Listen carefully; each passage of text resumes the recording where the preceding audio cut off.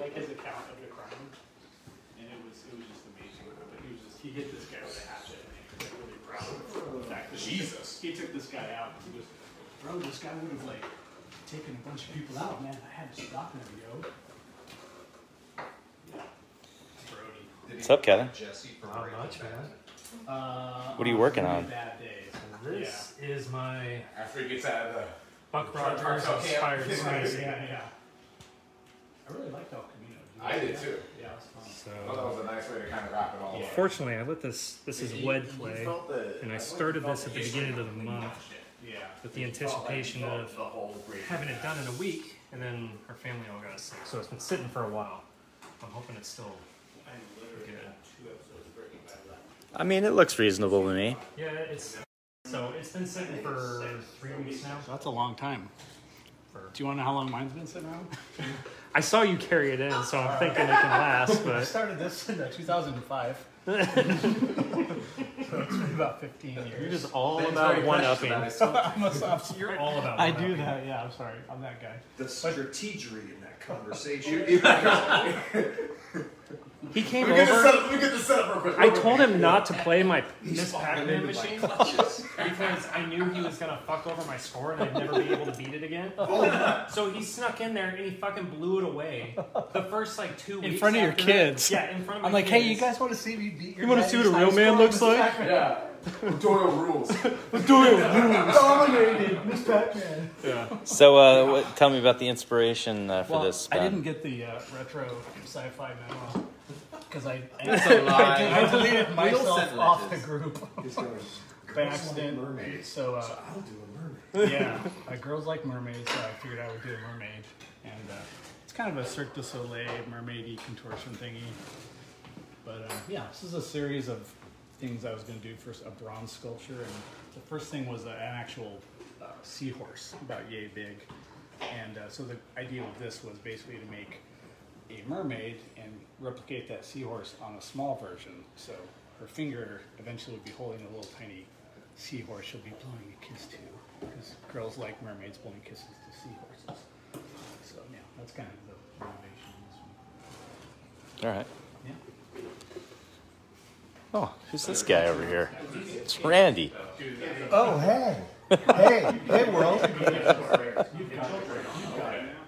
So, looks like you started this about a year ago. This? No, I just started. Oh, right. That was Kevin who. You're familiar with this now. I'm just doing a My crown. sort of Props. Insert that. So there's a bunch of images. 1950s, You guys read this? 60s, There's one that's malevolent alien. Froud's down in Florida. Eventually, It's they in have shape. bubble gum Got two situation like this. Nice. Okay. And there's a character called Robot Monster that I started yesterday. I'm not sure. I was going to ask you that. They did not. They died of It's basically a gorilla suit and an astronaut helmet except for the ones that fell from the movie Robot. So they're like TV dinners. They come back to life. Yeah. Cool. So I was telling my daughter about this. She's like, "Why is this happening?" It's like, well, I'm gonna go visit Alex over here. she's like, "That's really sad." Dun, dun, dun, dun. What kind of toys are you making over here? Oh, I'm just making 2 alien bad boys coming in to take over. And I have like another little robot lady I'm working on at home, but I just decided just to bring these 2 guys. And I got like a fun little alien base to explore on it. So it'll be both kind of like they're coming out. And, yeah, I was working on spacey shapes and having a good time today. Sweet. Yeah. Half an hour down the road, They all started to run up. he crashed and died. What? Oh, you're kidding. Oh my god. How you doing? Yeah, they came to life. He freaked out. What are we working on here? That's worse than another retro possum story. Sci-fi. Oh my god, yeah, it's Wow. this is the worst way to die. He's trying to do like a 80s/50s retro. That's Darwin post-apocalyptic futuristic. Me and my daughter laughed for a good while ago. Sci-fi girl. Still working on bringing the 80s in. I think you can see the 50s happening already. So I went to a party. It's 80s too, you said? It's going to be, yeah. Put some leg warmers on it. Leg warmers. like an 80s leather jacket. Yeah, dude. Thing going on.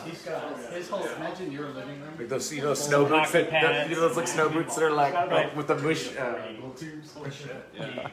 And so we went over there. Mesh. Oh, she's also a monster hunter. The guy had a really strong arm. What's that? She's also a monster hunter. Nice. Hence the decapitated head. It's pretty wicked. I like it too. All right, let's go. All right, what are we working on here, Toby? Yeah, that's hammered. But we were so drunk we were playing. I couldn't know. Some strange alien monster. Yeah, drinking doesn't do it. From some Well, distant it wasn't planet, even. It was like. I'd say. More snail like eyes. Yeah. I never blacked out, but Slight take on it was pretty bad. ape-like thing, but I don't know, a mixture of all sorts of creatures. Trying to do something sci-fi, I think. It's working out. Without a big dome space helmet. That was my first thought. I was like, big dome helmet. Yeah, you call it my space helmet dome. No, that was the original thing. It's space helmet. That's really nice. But you have to be smart to know where those machine parts are at. That's kind of. So you usually do the All right, I'm gonna cruise over here now. I think that's mainly what I've seen.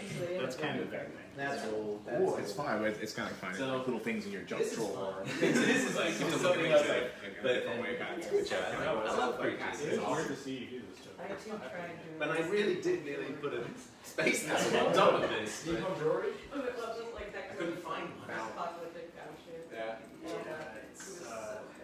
That's kind Was of it? I know, but this is literally the thing I drove out. I went to Tap Plastics and most of my home that's why you can't get something much like they don't. They just ain't doing it. Retro 50s space is kind of Yeah. cliche. Yeah, right. Hold on. So we either screw, I'll come up and all your slides. So what are we working on here? This one, I'm doing the comic relief of the retro space theme. This is paper mache, which I've been working on a lot lately, and trying different materials. So growing up in the 50s, I was exposed to all the retro space stuff when it was still happening.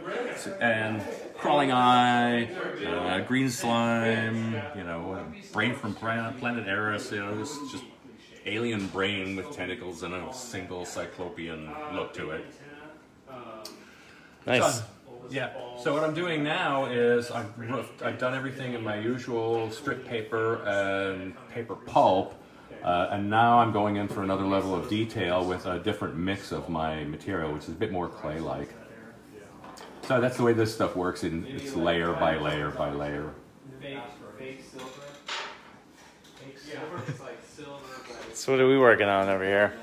I've got sort of a really War of the Worlds style tripod.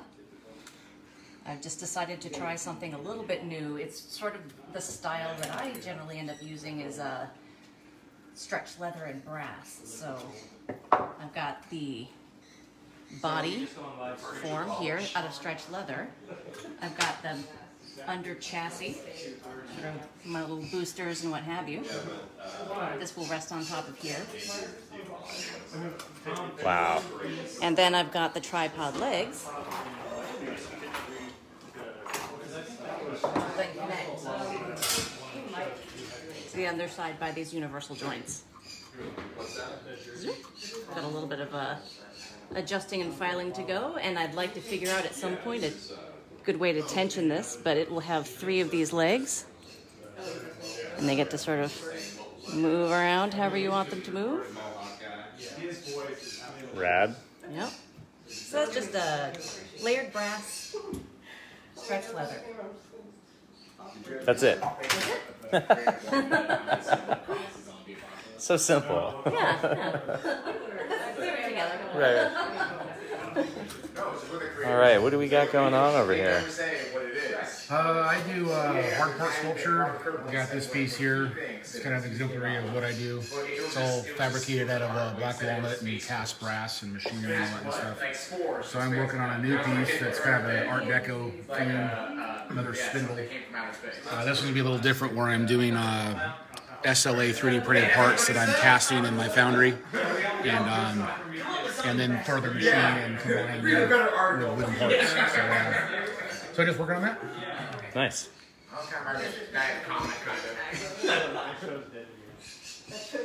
Well, they come up with the two main characters. So we have one comment: digital and traditional sculptors getting along.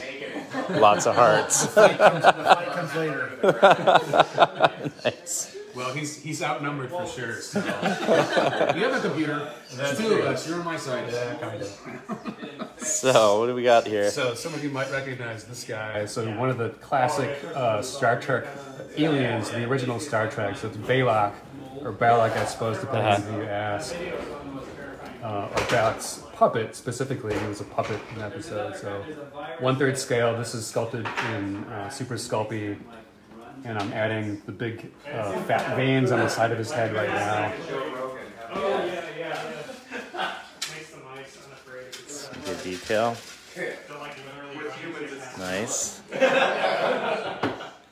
You got a reference here? Yeah, luckily, so some excellent reference images surfaced relatively recently. This is the puppet as it exists today. So it's in kind of bad shape, but it's at least good for getting references for the shape, profile views, and all that stuff. So that's what I'm using for reference. Nice. Cool. Mr. Babbage. Hello. So what do we got going on?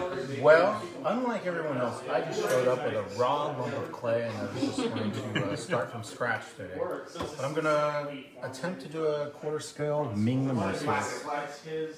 And so I'm just awesome. Very quickly just trying to rough in overall form here to get started, and hopefully we'll get a likeness by the end of the day. See what happens.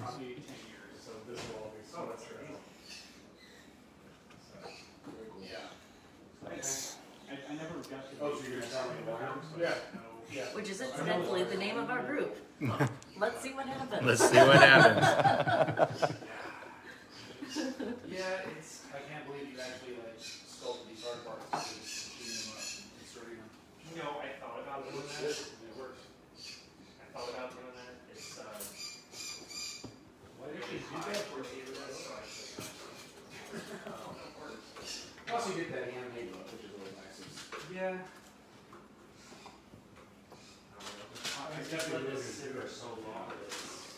Well enough. Anybody wants a close up on anything? Flaky. I'm hoping I can saturate it. We talking about lunch or Both at this point. Or us. Just my skin.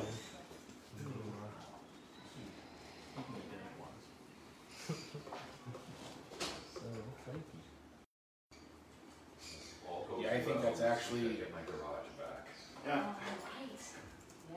outside my capacity as far as sculpting in my foundry. Oh, really? Yeah, my kiln isn't big enough to be the issue. And you would want to do a slurry cast, so you can do it with a core. Oh, okay. Just so it's not solid. Yeah. Usually you would do the mold and then you would fill it with molten wax and you let it cool for a few minutes and pour it out. And that'll leave you with skin. And then you could pull out the silicone and you invest that and you have an inside and outside shell. And normally they do a slurry casting where it's vitrified, so it's a dunking process. Gives you a ceramic shell coat. Wait, no, but he's not associated with Millenarium. He's doing a project for them? Where Toby bronzes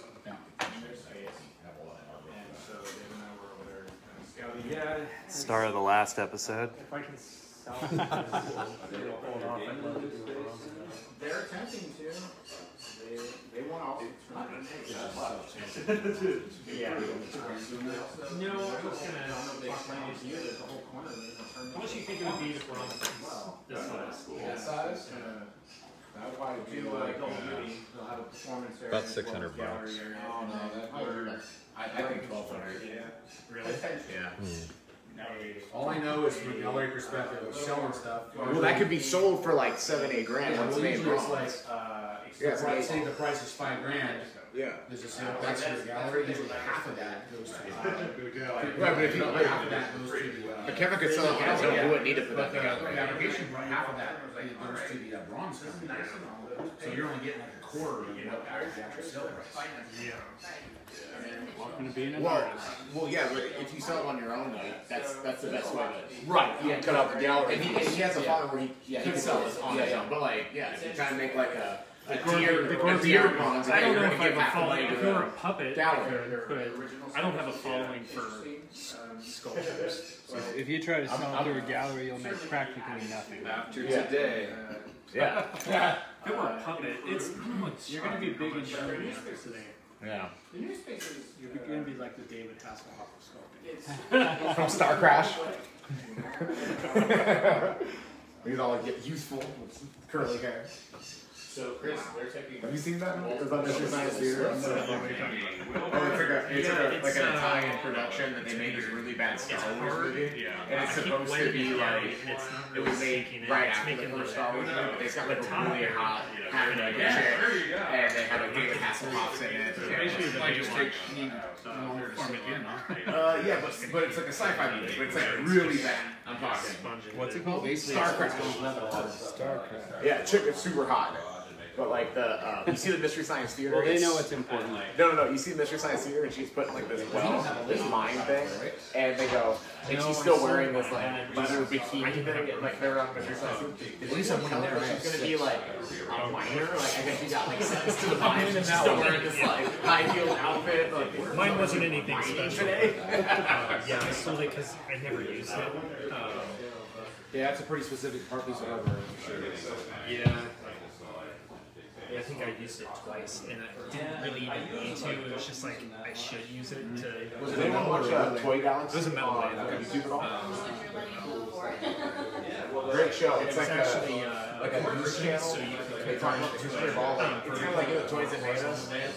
It's like that, but like they do everything. The Toys That Made Us just made on Netflix, but Toy Galaxy they do. So it wasn't like they talk about how Toys R Us went out of business, how TVs went out of business. They talk about Toys This Year. They talk about bizarre and cool action figure lines that like from the '80s that like only had like a really short run. You know, and they talk about the history of the whole cartoon and how it played into their toy line. No, I loved it. Production. It's getting to the point that very what went wrong, what were their successes. I would have needed to do a bunch of maintenance on it. I never What's it called?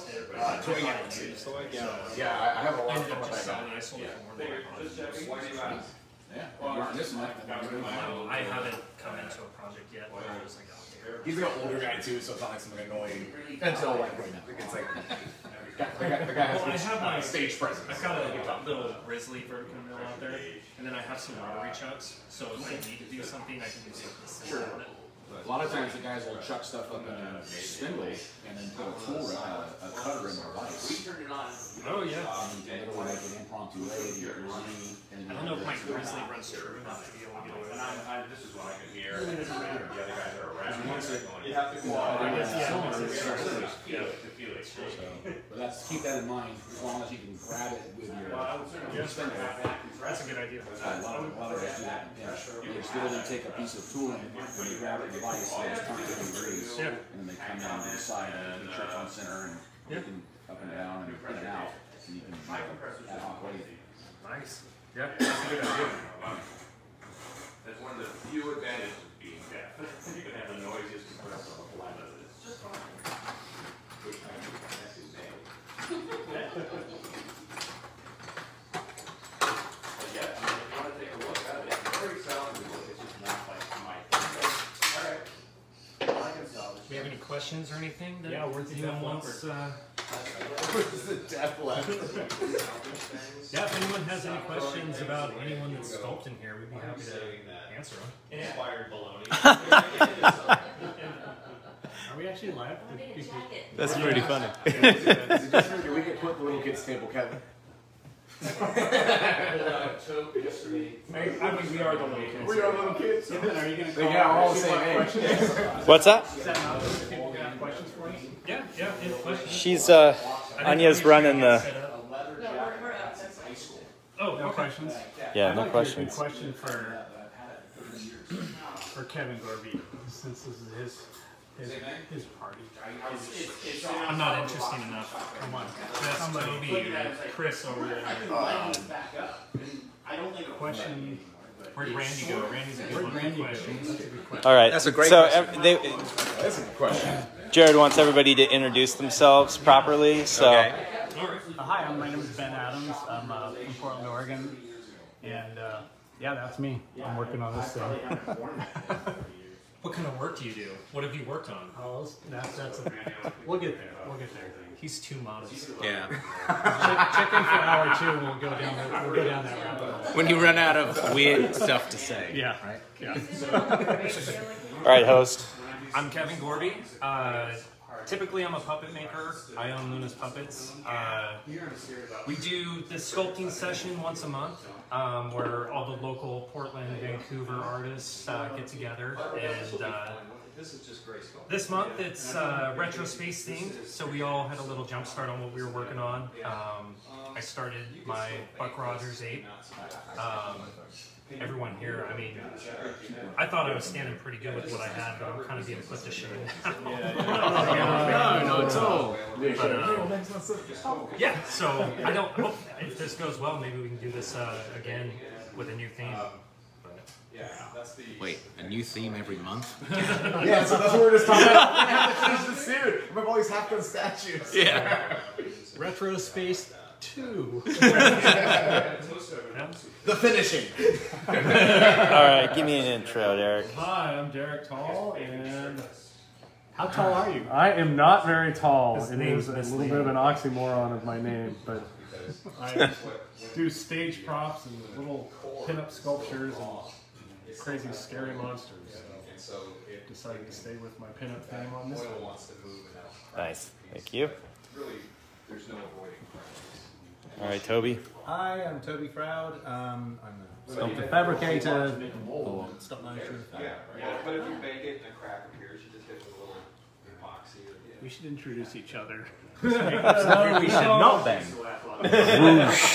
Hey, I'm Jeremy Pelletier. I work in an Amazon warehouse. Looks like it. You find this in one of the boxes? I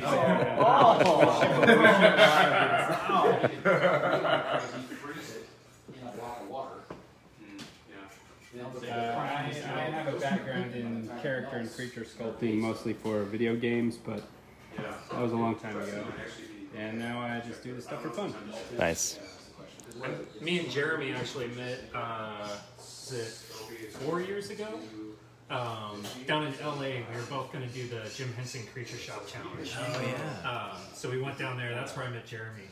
But that was a fun experience. We got some good stories out of it. Neither of us ended up doing the show, but we met a lot of people. It was a fun week while we were there. Yeah, it was good. Nice. That's cool. Oh.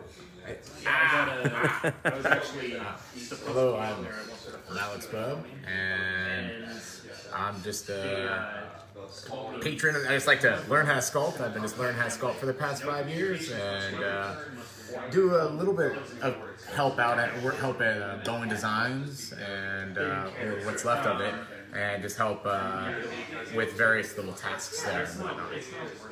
Nice. Speaking of Bowen Designs. Let's talk about it while he's not here. Oh, it's right over there. Go back. Oh, there he is. All right, all right. His company. Got to get an intro from you now. Oh no! I'm Anya, right out of the house quick today, so you can turn that camera off. But I'm taking all your questions. If you see Kevin in here, it's actually me. Nice. Please ask. All right. But you can't really control it. All right. We're introducing ourselves. Oh, I'm Josh Kinsey. And? I'm just some random guy. I am Josh at JW Kinsey's Artifice. I'm a professional sculptor designer. I've been self-employed for 10 years doing this stuff. So you can find my stuff on jwkinseys.com. Nice. By professional, you mean like this? Yeah. Yes. Yeah. Beautiful work. Thank you. Yeah. Oh, what kind of sculpture are you working on here? I'm working on the taco platter sculpture. Dang, man. A little bit of this, a little bit of that. Whoa, you're really good with that sour cream. Sculpting, you know. More beer later. Yeah. He is world famous for his work with sour cream. Yeah. Well, I'm Sam Cobb. I am the group's token female.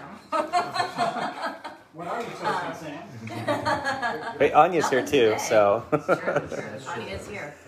I am a sculptor for hire generally. I do a little bit of everything. I'm currently working in stop-motion animation, but I've been involved in commercial sculpting, feature films, special effects. I was on the first season of Face Off.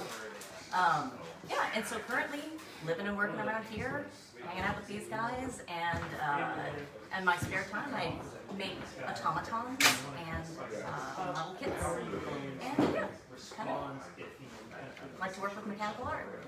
Nice.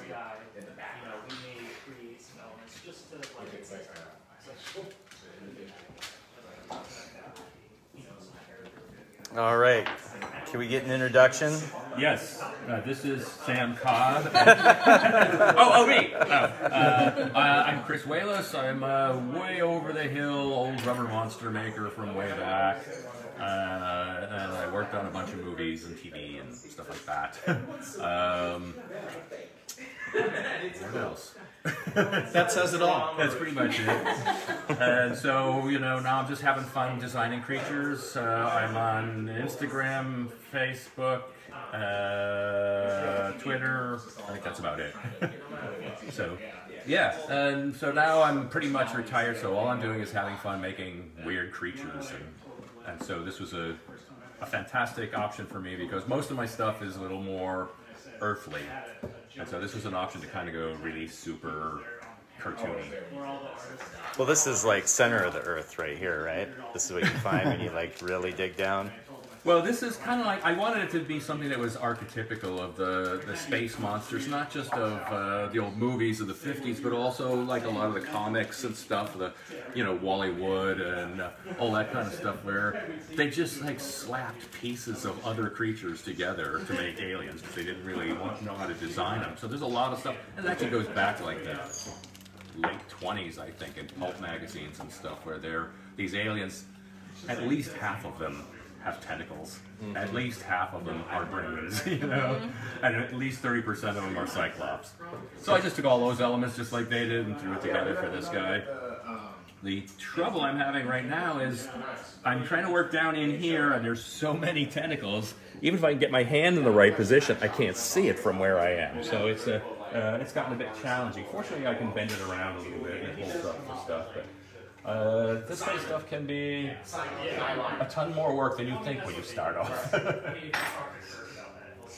Nice. Mr. Babbage? Hello. Oh, an introduction. Yeah. I'm Charles Babbage. I currently am the art director at Michael Curry Design. And you can see our stuff at michaelcurrydesign.com. And we build large scale animatronics, puppets, costumes, props, you name it, for live productions all over the world. And that is unfortunately where I spend most of my time, so I don't get to do much in my free time. And this is the rare occasion I actually get to play with some clay, because usually I'm sitting behind a computer with ZBrush and Maya and Rhino and things like that. So this is a rare treat for me. We're glad you're here. Thank you. All right, we got two more here. Alrighty. Hey folks, I am Nick Kettman. I don't do a lot of this kind of sculpting. I tend to do more kind of hard edge replica props. So modulus props is the name that I go by, where I do costume pieces and sort of cosplay helmets and masks and that sort of thing. So I'm probably one of this group, I'm one of the newer people getting involved with this kind of sculpting. It's having a real good time doing it, I'll tell you that. Nice, it looks great. Thank you. All right, last but not least. Hello, I'm Randy. Bowen. No fuss, no muss, Bowen.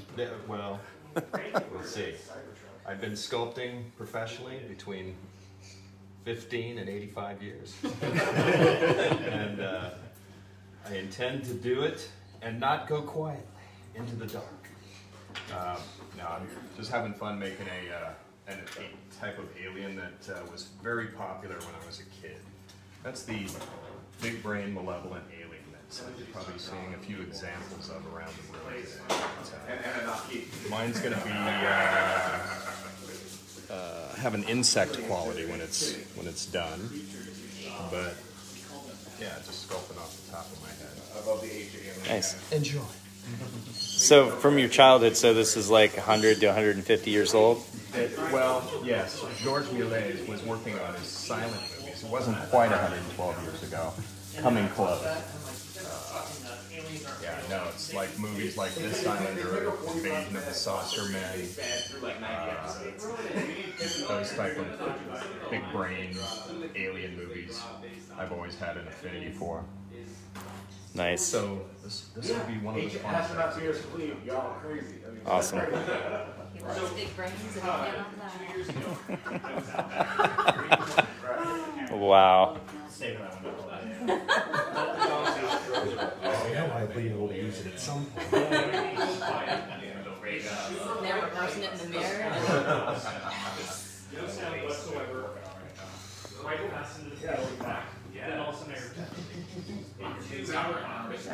The world's smallest screws. Oh yeah. Yeah, that's why I'm just putting stuff in right now. Like this is gonna be so easy. He has another arm at home, but Wow. he's gonna be all set with 4 pieces. That's incredible.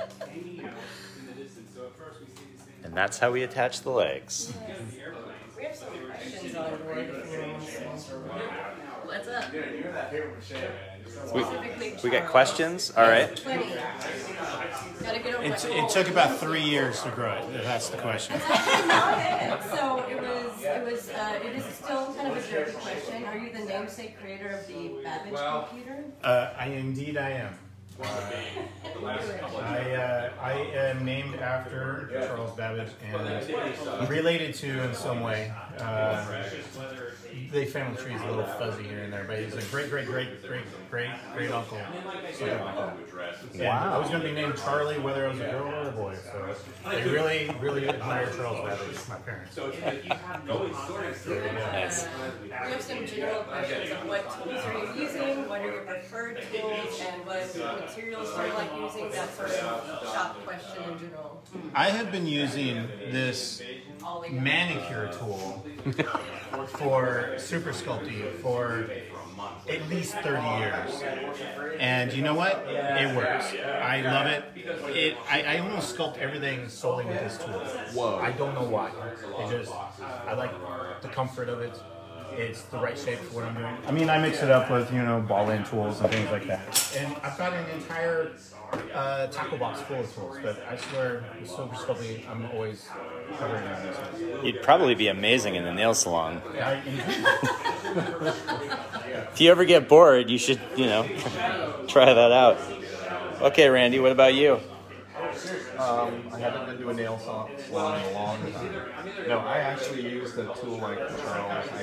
I'm sure I have it. It's over in my box of tools. What do you prefer? It's like saying, what do you like to use to build a house? It's like, it takes a number of tools. Tool du jour. Tool du jour. This is just a wooden tool that I made, and I just ground it into a shape that works nicely for me. This is a dental tool, like a burnishing tool. It has a BB on the end of it. It's kind of good for doing contours. This is a brass tool I made that is specifically designed to do eyeballs, because eyeballs can be tricky if you don't use a marble or a BB or something like that. But yeah, that's 3 of my main tools, but I also use large tools like paddles and things like that. Just depends. All right.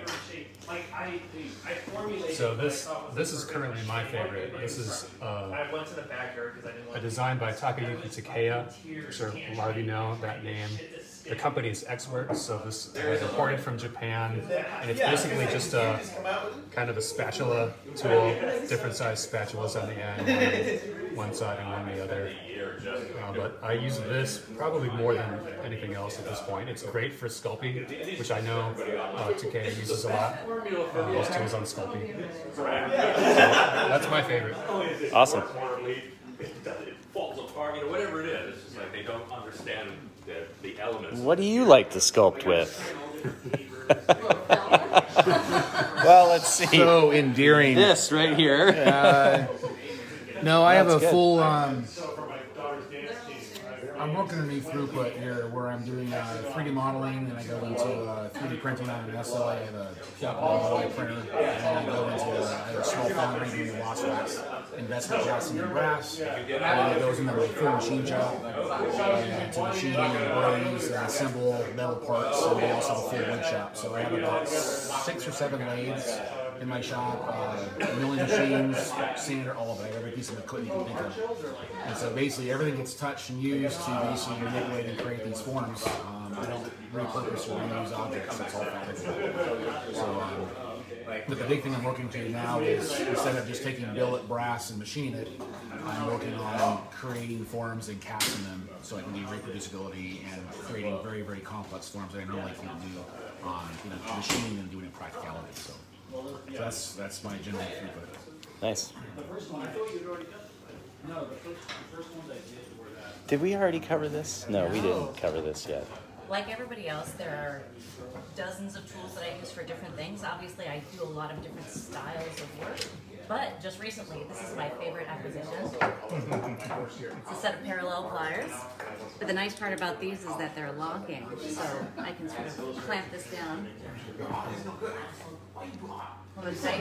It's also because it's got a perfectly straight seal, unlike a lot of other pliers that have sort of a corrugation grip on the inside of it. If you're taking a piece of metal, let's say you have no work to bend, you just take this guy, slide that piece of metal onto the inside of it, compress it, and it flattens it out perfectly again. And if I'm bending a softer piece of metal very easily, I just slide it in there, clamp, bend. It's almost like a little mini vise. So this one is made by Robit. Yeah, love it. The price on this one here. Nice. $34. No kidding. Yeah. It's not so bad. All right, so the question is, what's your favorite tool or just the tool of the moment? Oh. What do you prefer to work with? My favorite tool is a paintbrush. Only because what I'm doing is I'm adding these scales on the bottom, and while I can go in there and do a bunch of delicate work with needles or a rubber tip tool, it's just as easy and just as effective to just use the brush to get down there and loosen up those ends so that they tack down really well and look much more natural and don't have a rough edge to them. So that's what I'm enjoying, because it's a lot easier than doing it with any of the other tools at this point. Paper mache is really weird in that you can't use a lot of the normal sculpting tools because the material just doesn't respond the same way. The pulp I use tends to tear if you try to draw with a needle or something like that. So it's a whole different approach to getting any level of detail. Yeah, I really like it. It'd be slick to make a little pedestal, like a marble weight, coming up and would clamp and handle something. Yeah. So you actually can make it more nice. What's that? Oh, nice. Okay. All right. What's your tool and why? Wax carving tool. It just allows me to kind of get into the corners, and also has a little bit of a flexible bend to it, so I can help smooth everything out. So this has become my favorite tool on this project. And sometimes you don't want that at all. Like if it's soft metal, it's gonna. How many times have I wrapped that or masking tape? we've only got one comment. That's it? Oh, there's all sorts of, yeah. Just nothing for you. You're our voice, Pippin. We don't know. No, I'm the camera guy. No, but we don't know anything. We're not seeing the... Anya is running. She's on it. No? You gotta tell us stuff. Are people... Yeah. So what's your favorite tool and why? What's my favorite tool? Yeah. And it's not me. And it's not the band. And it could just be of the moment. I used to have 3 favorite tools that I use all the time. But I have to admit, and actually Toby and I had a great fortune to work with an amazing sculptor named Kettman. And the one tool that he loved, I was like, well, if Kettman's using this, I'm going to try it out. And it's basically this. It's true. And it's amazing. You have a nice flat. You have a nice concave. You have a wire tool on the back, or a loop tool. And you can get these in round or rectangular. They're Kemper tools. Kemper tools. Thank you, Toby Froud. Toby Froud, folks. And it's amazing. You can pretty much, you can do a whole sculpture in this. I'm doing something a little bigger, so I'm actually using some tools that I made myself a long time ago that have weird big chunks, and this is good for just doing like, you know, big, like flattening out big flat areas, knocking other people's tools off, and then when you want to go in and detail stuff out, you've got this other tool that can still do a really big shape, which is awesome, or you can do little fine lines, or you can do little noodly lines, or you can do concave shapes. It's a really super versatile tool. That combined with your finger, it's pretty amazing. So I would say this probably my most invaluable tool. So you like using your fingers too? My fingers are, well, yeah, my fingers, they do a lot. Yeah. We'll leave it at that. Yeah, I've seen that, but that's like Oh, okay, yes. Batman and Superman. Okay. So he's like technically the first American costume hero, yeah. If you want to get really technical. Because he comes out like 1 year before Batman. Okay. Yeah, but he doesn't have any superpowers. But a lot of like with him having a cave and what's going Alex, what are your superpowers? What's that? What are your superpowers? Oh, In real life?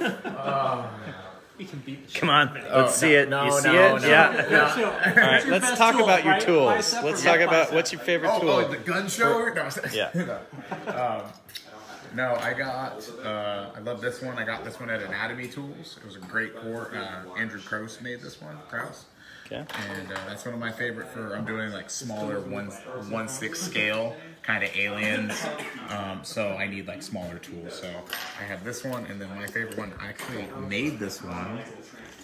I forged just my like little steel and got some magic sculpt and got the little bamboo dowel. And these are really great because you can make them in like so many different sizes. It's good to just eventually get to a spot where you're just making your own tools if you're doing really small style sculpting. Nice. All right, Jeremy. What's your tool of the moment? I've been using Toby a lot. Which one? And let's see, I'll put a little piece of clay on here and kind of see how I use these things. When I stick a new piece of clay on, I use these round tools. I kind of pull it and roll it across at the same time, and it just kind of blends the clay in really nice. I know, I'm like, what is this? It's a good way for trying to even things out, cover up seams, and join the clay together so you don't end up with any air bubbles. Next time, okay, yeah. Nice. Wait, Ben will think of something. I make most of my tools. I'm using I've got a teeny tiny pair of tweezers for picking lint and hair out of them. Lip tools. I think when you sculpt a lot, you end up figuring out what kind of shapes that you need, and the best way to get those shapes is to start from yourself. Like I need, a teeny tiny round tool that I can use for getting in there and putting that little shape at the corner of the eyeball. I am. So I've got Of course, armature wire. The whole inside of this is made out of armature wire. All of the magic sculpt and epoxy putty is already covered up with those. You can kind of see a little bit right here. The wire is going through right there, and then this hard piece is magic sculpt.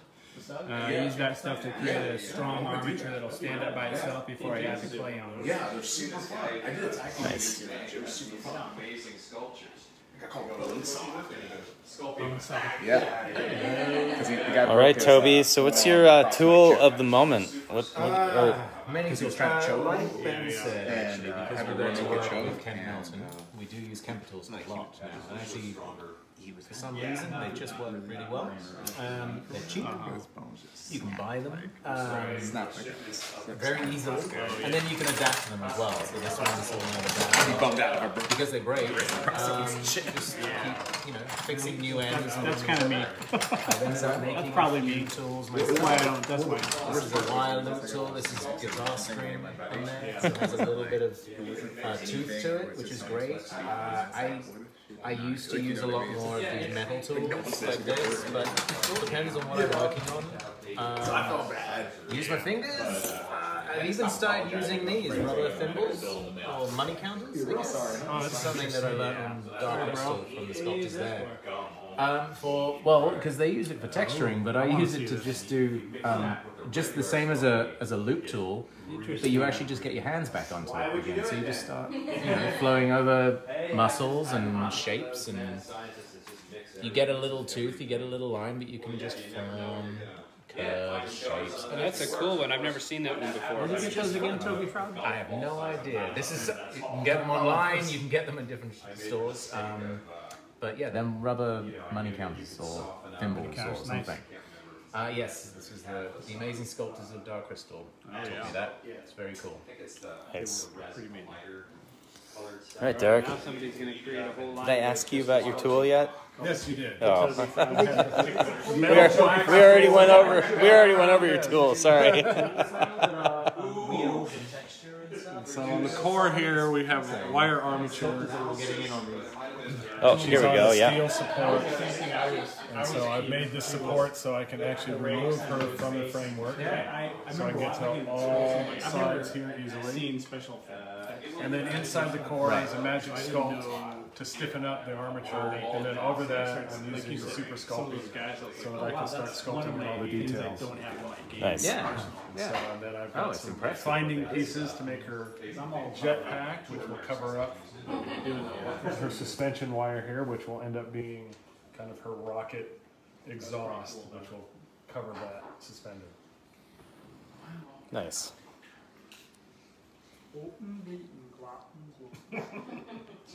Thanks, Ben. Thanks. Name that tune, whatever that was. So somebody had a question about clay feuds. What? Like Sculpey versus oil base versus polymer base. Yeah, if there are any secret feuds so that we stop being so friendly to each other, I think. So, okay, all the artists right now, say what the best clay is out of all the clays. 1, 2, 3. Whichever you win. Horses for courses. I like Sculpey firm myself. It totally depends on what you're making. Yeah. Every feud. We're going to start fighting here soon. We're going to be throwing tacos and stuff and beer. You're going to see Ben in a corner fighting himself. I thought that was champagne.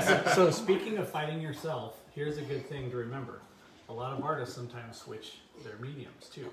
I'm working in an oil-based clay right now. This was actually a handmade clay by a local Portland artist named Marty Eichinger, really good portrait, like a figurative sculptor.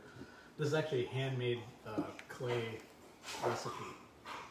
And this clay is actually 15 years old. I started this 15 years ago. It's still very pliable and soft, supple, very nice. But the last clay that I've been working with is a classic clay. So if you look at my toolbox, all my tools are covered with classic clay, which is also it's a weird red kind of brown color. This clay is a little more on the green sagey color, so but it's all oil based, so I can kind of get away with it. I'm going to get some smearing, but the trick is I use Sculpey a lot too, and that's where you get into problems because oil based clay, you throw it in the oven, it's going to melt. polymer-based clay. When you throw it in the oven, it's going to bake. It's going to harden. So the problem is, if you're using oil-based tool, oil-based clay, and you get oil-based clay on your tool, so you start working in sculpting, that clay that sculpting is going to bake, but if there's some oil-based clay mixed in there, that's just going to melt. So that's where you start getting into problems. Have you used cause clay? Cause clay? Yeah. I have no idea what that is. I'm very good at potatoes. I worked in like plasticine back in the day and oil-based and sculpting, but that's the one thing you got to be careful with is after I do this, if I do want to go over to a polymer-based clay, I have to make sure my tools get very clean. So I use paper towels to do that, clean that tool off, then I can go over and use it. It works, but that's like my personal feud with myself is switching mediums. How about you? And it's kind of using pro tip. All right.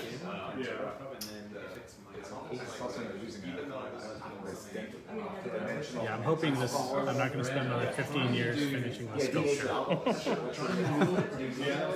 Yeah, this is very Cirque du Soleil inspired, by the way. I wanted to do something kind of, again, I'm a fan of kind of the old school 20s style, Art Nouveau, so I wanted to do something very silhouette based, but also a little bit of fancy and curls, and so there's definitely contortionism in here and Art Nouveau. And I'm trying to combine some things, mixed in with some older school techniques, like kind of rough, letting the tools like make a mark in the clay, and like letting it stay. What's that? Kevin next. We had a question. I would go over to Kevin because Kevin seems like a good guy to talk to. Kevin? Go over to Kevin? Go over to Kevin? Okay, we'll go over to Kevin. He's been quiet, so we're going to All right, Kevin. Okay, what was the question? The question is, right, Okay. Is it important to go and join an official training course, or can you become successful in the creature puppet industry from other paths? Well, I didn't go to school. I didn't do any courses. I didn't even train from anyone. I'm all self-taught. You were raised by wolves in the woods, actually, weren't you? I was. My entire childhood. You don't even know what a school is. Yeah. No, all I did is my childhood was sport making. I started making puppets for my daughter when she was young, who's named Luna. That's why we named it Luna's Puppets.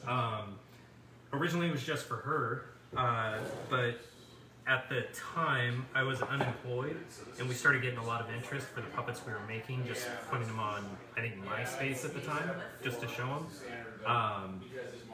And, I mean, that's how I got started, but that was still puppets. The creature effects and animatronics came in. I did RC planes, RC cars as a hobby, and those use all of the same tech that a lot of the creature puppets and productions do. All the servos, RC transmitters, all that gear is the exact same stuff. So I kind of just started implementing that into the puppets to get different movements that I couldn't do manually by hand. And just playing with different things over and over and over again is how I got to be able to survive off just doing that. So, I mean, you aren't going to be able to just go to school, come out, and have a job as a creature designer. You have to put in an insane amount of work, just figuring out what works and what doesn't. That was my experience. Another person to ask that same question to would probably be Chris Wallace. I mean, he owned his own shop for years and was as big as it got. So I think he's self-taught too. But everyone I've talked to kind of has the same sort of origin story using creature effects. It's all self-taught. You just gotta dig in and you're gonna make mistakes. And the first 30 puppets I made were god awful. But they were just to entertain my daughters, so that's all that mattered. But yeah, I don't know if that answered your question, but that's how I got into it. If you were an actual superhero, that'd be a really good origin story. For my daughter. Just to make her smile. Well, the thing is, Luna couldn't care less. Okay. Luna couldn't care less about puppets. Like, I'll build her the most amazing puppet. I did this for you, baby. She doesn't care. She spent her entire childhood in our puppet, our studio and workshop. And I mean, she's seen it all. Nothing phases her. What's her game?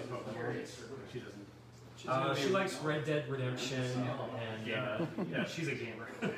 She's gonna own a company. I'm trying to get her to pick up the guitar and play that. Red Dead Redemption theme on guitar. Dude, if that's what does it, I wanted to play the guitar. I think that'd be good for Kids who grow up with this kind of stuff as their norm. Oh, dental work. Dental work. It's time to do some teeth. It's like that. Every kid I know that's growing up It is shaping. I am not. Yeah, that's what I use. Dental tools. Do you use many dental tools, Toby Froud? I use some dental tools. I usually end up grinding off the ends. That's in our contract. Oh, is it? Speaking of dental tools, somebody recently had some dental work done by students. Oh. Was that fun? Did you get any free dental tools out of that Oh, experience? jeez. No, dental tools. That was like Civil War torture, man. They jacked my mouth open. And it was like $30 for filling, but it was a 4-hour filling. Dude, you do that for haircuts, not for dental. I learned that yesterday. I had to hold my mouth, and the doctor's like, "Oh, we're going to put the hole in?" Like, you know what I mean? For like 30 minutes, my mouth. Dude, let me show you how uncomfortable they. Holy crap! Let me show you. I took a picture. I had time to take a selfie, dude. Check this out. That is rough. Yeah, dude. Pippin, why are you doing that? Bro, this is how I sat. This is how I sat. For 30 This is how minutes. you become a professional. Dude, what? Wow, you were the sculpture. Bro, it was like I felt like I committed like a real felony to look like this. Oh my God! Like, what is that? And then it snapped. And oh, we gotta lace it back on again. I go, what? I couldn't talk. I started texting, are you gonna really do this again? 4 hours, dude.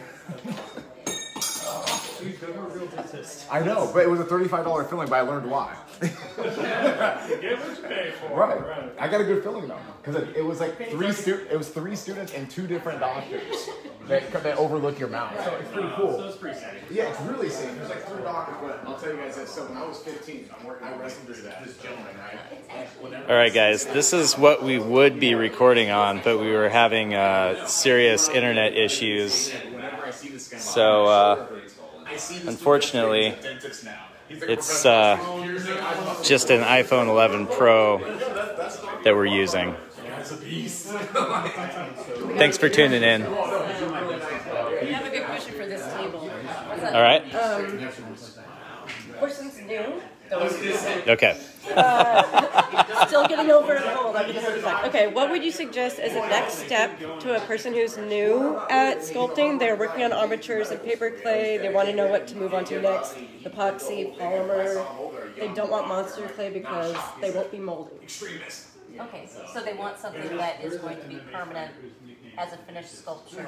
I believe, or just sort of what they see as next steps. So I feel like Chris would argue that paper clay you can probably stay at. True. Now, if you're talking about you're trying to become a better sculptor in general, I would say switch over to something that is exclusively subtractive, which means you're only carving into it. So wood, you can get compressed urethane foams, a couple other things. The reason being is that it will make you think 10 steps ahead as you're getting better at sculpting. I think there's a certain thing that happens when people start and only work with clay is, oh, I can always cut this whole part off and, come back to it later, slap some more on. But carving is a chess game, and you have to really think the whole thing through as you're doing it. It will only make you a faster and better technical clay sculptor. That's in my opinion. I started as a woodworker. I started as a whittler, and then I switched over to clay, and I found that the skills that I earned as a woodworker really just helped me fly through clay a lot better. And then try every material you can. Give it all a shot, because you will be surprised at the random material that you pick up that suddenly becomes your obsession. And really it's whatever, again, you get obsessed with, because that's the thing that's going to drive you through to push past that awkward teenage moment of your skill sets to get to a place where you feel like you've actually made something you could show somebody. So Nice. that's my advice. I find it's a lot easier if you just don't do it. That's my philosophy. There we go. Just don't do it. Yeah. Give up.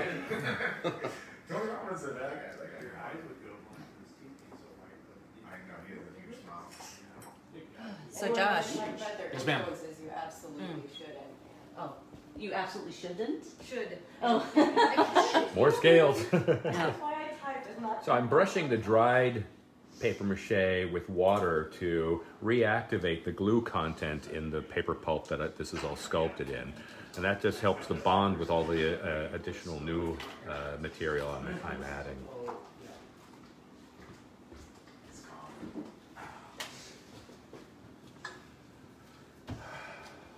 These things don't make themselves, I have to say.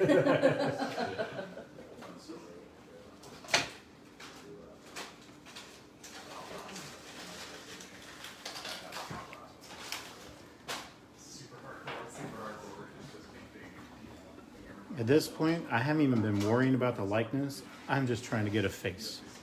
And then I will mush it around until it kind of looks like this guy at some point.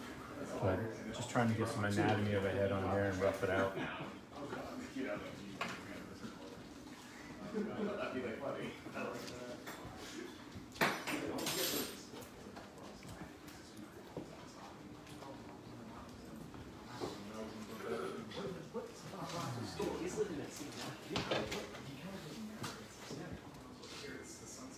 So Nick, I know your background is in engineering. Mm-hmm. I think a lot of us all started off in weird places. So how did you move from engineering to doing the props that you do? I guess a lot of it is when you talk about thinking ahead, like chess game, and knowing what steps you're going to need to do, 4 or 5, 10 steps ahead. I think that's part of it, because as an engineer, you have to do that. So my day job is a circuit board designer, so nothing to do with any of this stuff. But I guess a lot of the mindset, a lot of it transfers over, just thinking ahead. And I like your advice about trying to be efficient and not adding a bunch of clay and having to remove it again. So I'm always trying to think about, to get to the final result, what's the most efficient way to do that, and not spend a week on a sculpt when really it should only take you a day. Yeah. Just the other day, I was watching the Adam Bean live sculpting session, and Adam had this wonderful advice about how he was in the midst of doing a 4-hour speed portrait of Martin Luther King.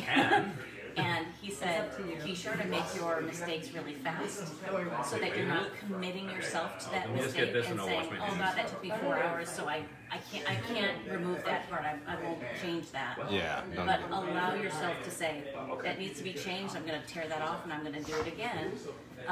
But working quickly helps you to make those mistakes faster, to find them faster.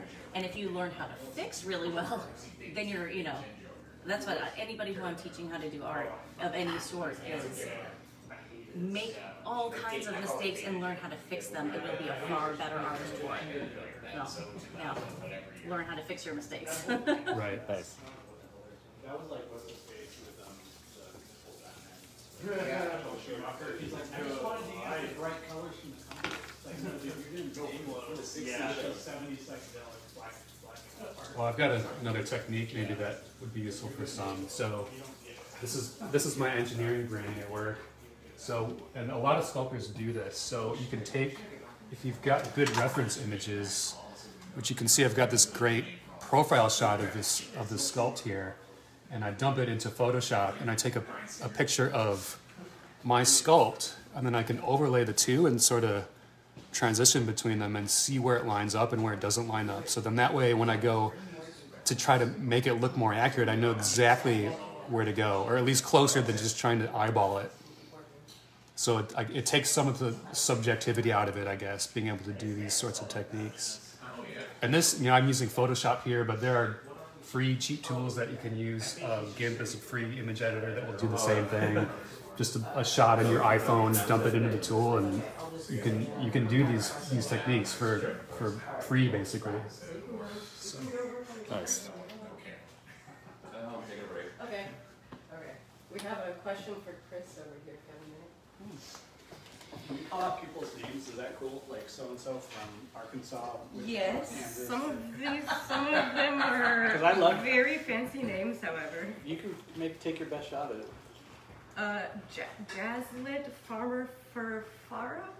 Wow. That's awesome. Wow. All right, so we have a question here about paper clay, and Chris is the paper clay person.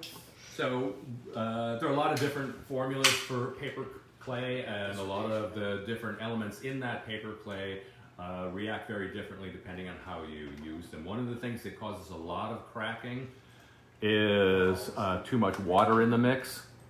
I tend to my mix is a little too dense because it's a lot easier to thin them out as I go than to start with a loose, what I call a loose or watery mix. A watery mix is a lot harder to work with. It doesn't hold detail as well. It's great if you're doing something really large, but for something where you want to try and get some detail and texture in, you need to mix your paper clay a bit denser. If you're doing the toilet paper or tissue paper mix, you're not going to get as much detail, okay? Shredded paper has longer fibers in it, so it holds its shape a lot better when you add texture. The other thing you can do is, if you're getting a lot of cracking, add glue or more glue to your mix. Those are the things that really will change the consistency to it. If you're applying it very thin over a surface, over a balloon or something like that, you have to have more glue because it will crack. Okay, but that's really the short answer is mix your pulp denser, use paper fiber instead of tissue fiber, and what else? You can depending on how thick you put it on will make a difference as well. Normally, for my medium to dense density, I'll only go with a quarter to a half inch. If I want to do thicker or deeper texture than that, I'll usually go 3/4 to an inch thick. And that thickness will allow me to impress more texture, but it'll also help it not crack as it shrinks. And that's the main issues that I think you should try. Also, I am doing a book on my paper mache techniques, hopefully out sometime this year, and I go into a lot of detail about the different formulas for the paper mache pulp that you can use, that I use. I mix my pulp very, very specifically to exactly what I'm working on at that moment. But I will normally, as I say, start with a very dense base material, so that way I can loosen it up as I need to, add whatever I need to. But try that, try more glue, try a thicker mix, and I think it'll probably help a lot with your problems. Nice.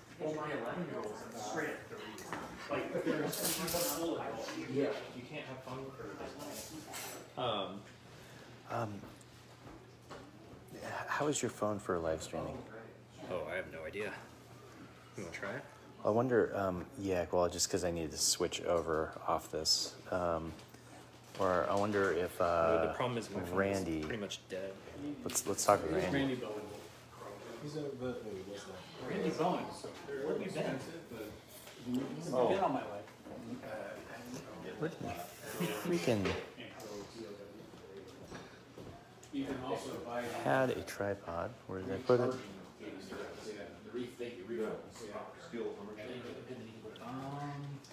It's so long, I do not remember. But I think it's giving those pens. I used them on nail. I did a sword a while back. Oh, it's pretty weird. It's probably painted his sword with just a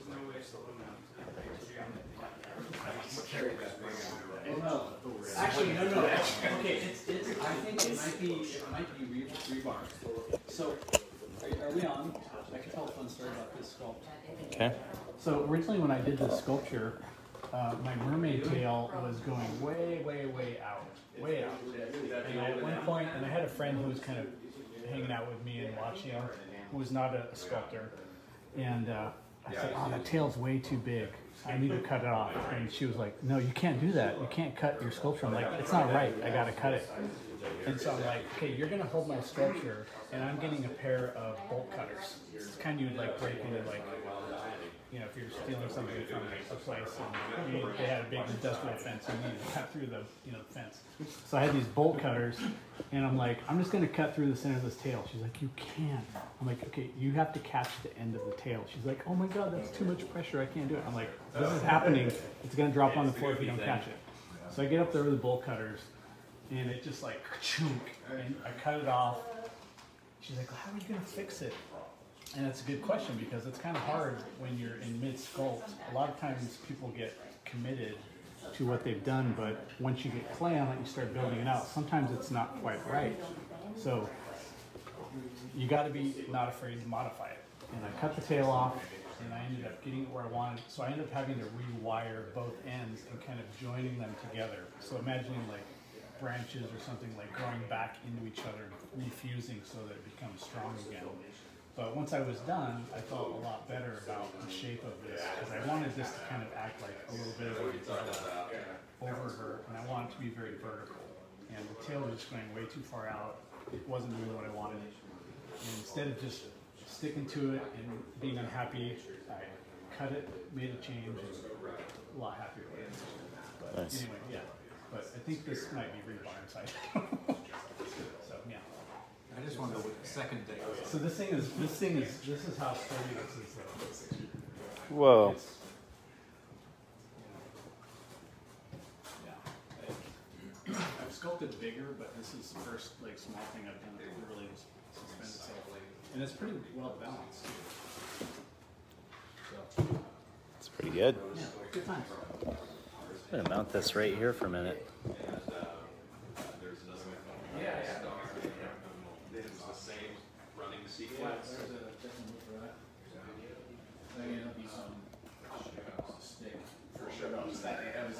So if we talked about well, it's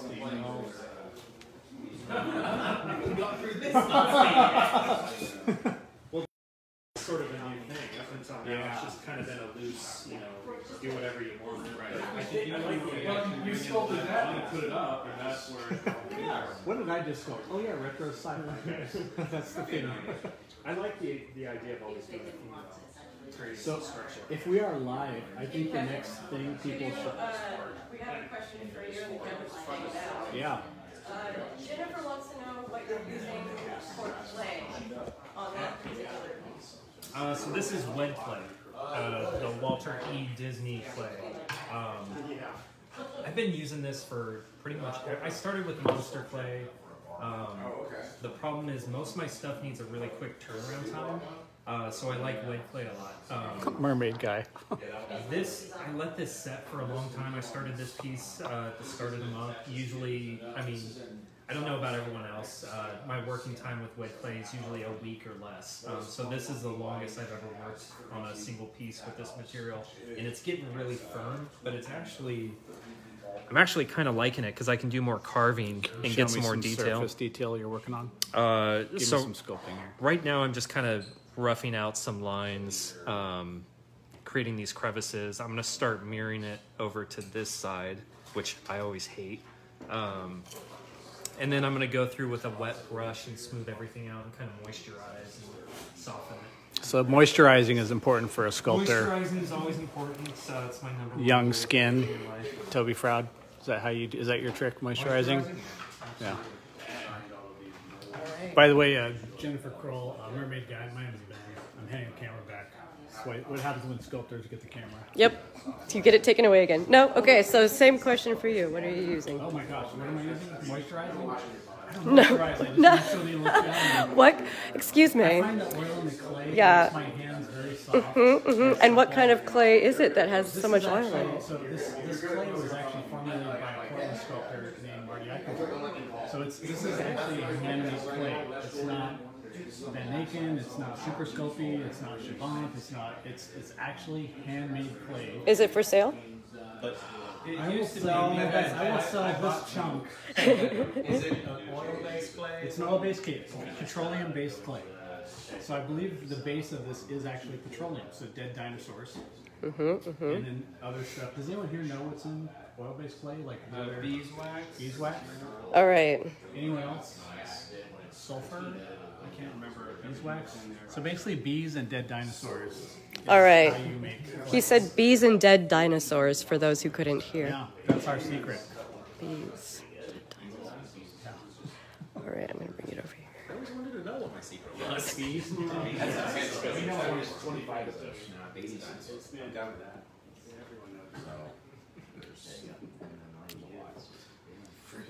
I cannot wait to see it all finished. See, even sculptors use their phones.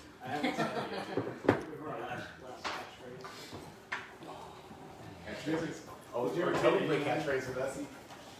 Yeah, you got that. Let me find a place to sit there.